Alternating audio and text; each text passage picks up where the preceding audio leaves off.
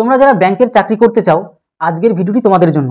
Indian bank recruitment 2024 আজকের ভিডিওতে তোমাদেরকে টোটাল বিষয় নিয়ে আলোচনা করব, যাতে তোমরা সমস্ত বিষয়টা বুঝে প্রস্তুতি নিতে পারো। এর আগেও তোমাদেরকে ব্যাংকের রিক্রুটমেন্ট নিয়ে ভিডিও দিয়েছি, তোমরা অবশ্যই প্লেলিস্টে যাও, সেখানে চাকরির ডিটেলস ভিডিও যে প্লেলিস্টটা ওখানে গিয়ে তোমরা চেক করো। অনেক চাকরির জন্য যে সমস্ত ভিডিও বানানো হয়েছে এতদিন, সেখানে গিয়ে তোমরা সব বিষয়টা দেখতে পারবে।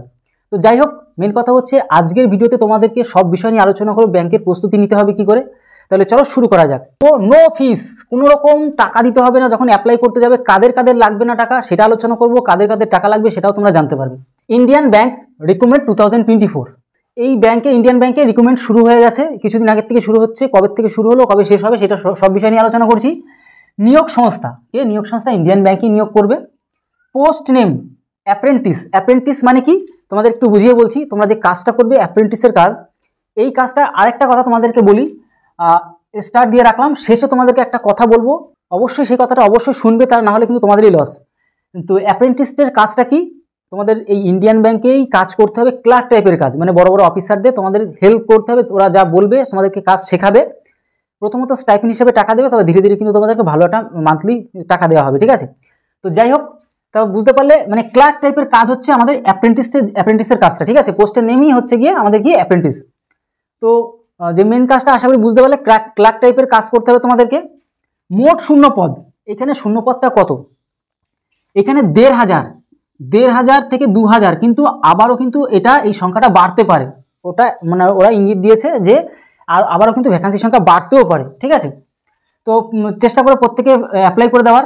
বয়স সীমা, তোমাদের বয়সটা কত হতে হবে 1/7/2024 অনুযায়ী, এই যে 1/7/2024 অনুযায়ী তোমার কিন্তু বয়সটা কত হতে হচ্ছে 20 বছর থেকে 28 বছরের মধ্যে হয়ে থাকে, তবেই তোমরা কিন্তু এখানে অ্যাপ্লাই করতে পারবে। কিন্তু তুমি যদি ওবিসি হও তাহলে 3 বছরের ছাড় পেয়ে যাবে।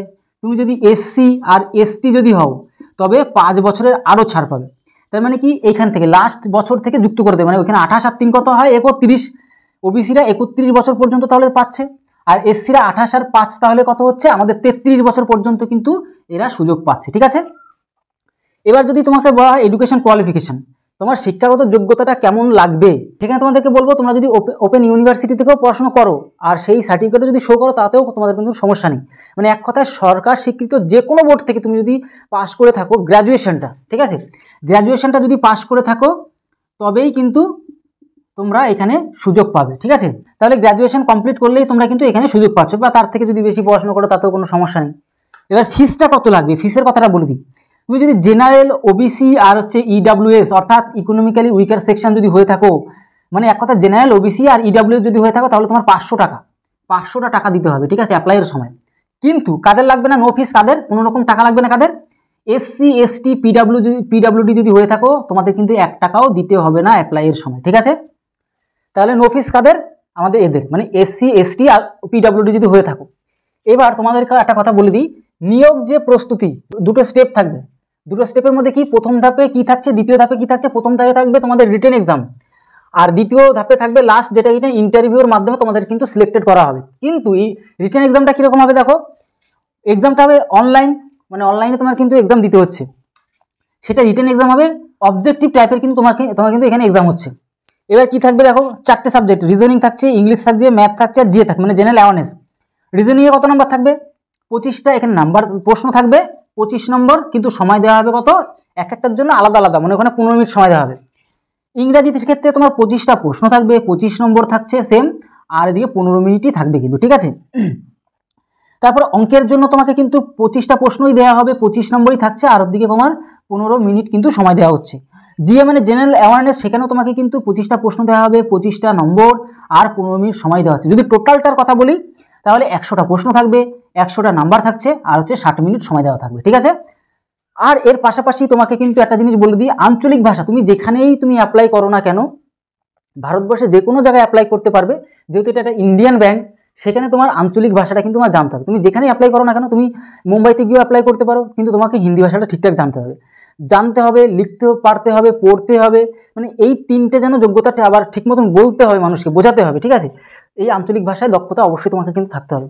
নেগেটিভ থাকবে, এই যে তুমি এক্সাম দিচ্ছ, নেগেটিভ 4টে যদি ভুল করে দাও তাহলে 1 নাম্বার কিন্তু কাটা যাবে এখানে।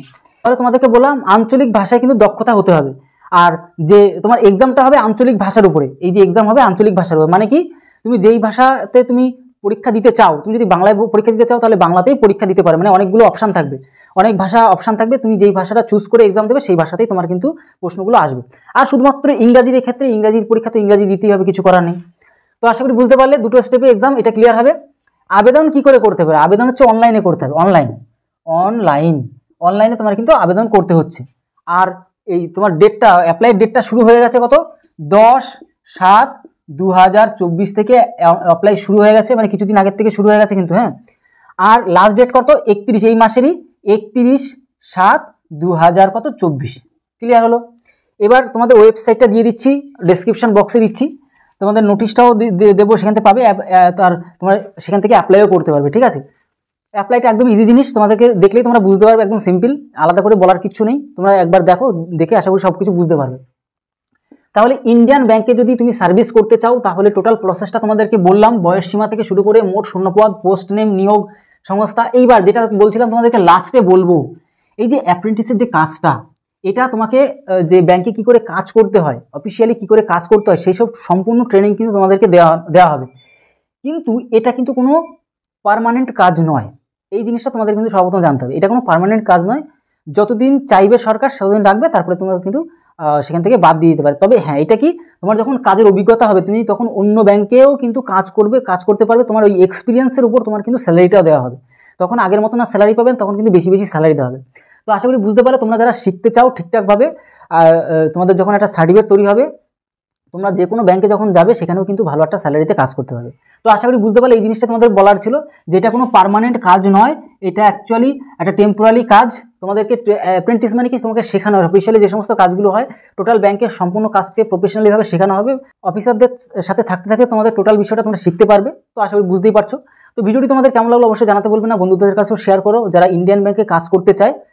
এই ব্যাংকটি ইন্ডিয়ার মধ্যে উল্লেখযোগ্য কিন্তু একটা ব্যাংক, সেখানে অবশ্যই তোমরা এখানে সার্ভিস করতে পারো। আর তোমরা যদি নতুন হয়ে থাকো অবশ্যই আমাদের চ্যানেলকে সাবস্ক্রাইব করে বেল আইকনটি প্রেস করে রাখো। আমাদের চ্যানেলে অঙ্ক, রিজনিং, জিকে, এছাড়া তো চাকরি রিলেটেড যে সমস্ত রিকমেন্ডগুলো বের হয় তোমাদেরকে আপডেট দিতে থাকি। তো মেন কথা হচ্ছে, তোমরা যদি নতুন হয়ে থাকো অবশ্যই আমাদের চ্যানেলকে সাবস্ক্রাইব করে রাখো এমন ধরনের হেল্পফুল ভিডিও পাওয়ার জন্য। তাহলে ভিডিওটি আজকে এই রইলো, তত সময় সবাই ভালো থেকো, সুস্থ থেকো, জয় হিন্দ, জয় ভারত।